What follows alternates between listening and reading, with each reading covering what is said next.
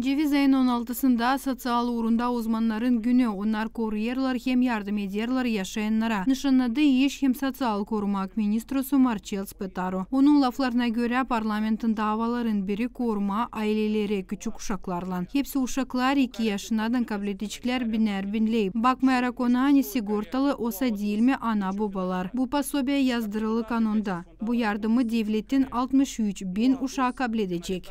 Guvernul vine cu angajamentul de a majora cuantumul acestei indemnizații.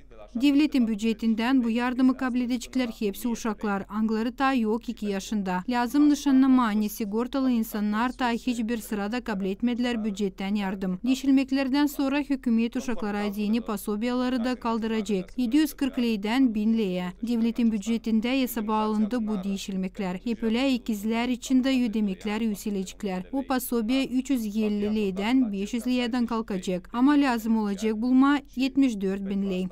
Komünist hem Sosyalist partiyasının deputatı Vladimir Adnostalka nişanladı. Hani uşaklar yön planda. Dilazım bakma sigortalı mı olsa değil mi onların anaları babaları. Было озвучено 1000 лей для всех детей. Но не находите ли вы, я не скажу, что справедливым, я понимаю, справедливости нет, но то, что на сегодняшний день дети Lazım öyle pasobiyaları ödeme hani kimseye gücenmesin. Yok fark bir uşak olsa 2 uşak doğdu mu. Hepsi bir türlü lazım kabul etsin. Ama sigortalı olsa değil mi onların anası hem babası o başka soruş. Öbür soruş hangi sebeple dil sigortalı. Sadece var nice söyleyeyim hani bu değişilmekler yardım verecekler her bir uşağı devletten. Ты их и получишь.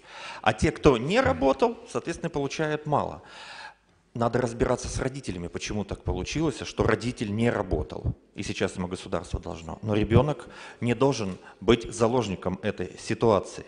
Здесь нужен другой подход. Tocmai prin această modificare, noi asigurăm că toți copiii sunt tratați egal. Pentru că această indemnizație, și în lege scrie așa, este și formula veche, este indemnizația care este acordată copilului. Nu părintelui, ci copilului.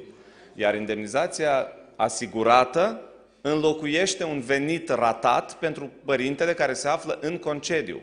Deci părintele s-a asigurat, este un risc asigurat, el nu mai lucrează, părintele respectiv nu mai lucrează și beneficiază de plata concediului. Başa çıkarma adını bu projekte lazım olacak 76 milyon lei. Milli Sigortalama Kassası'nın saymaklarına göre 63.000 kişi yardım kabul edecekler. Marina Tapal, Maya Sadoviç, Alexey Gerçuk, GRT Haberler.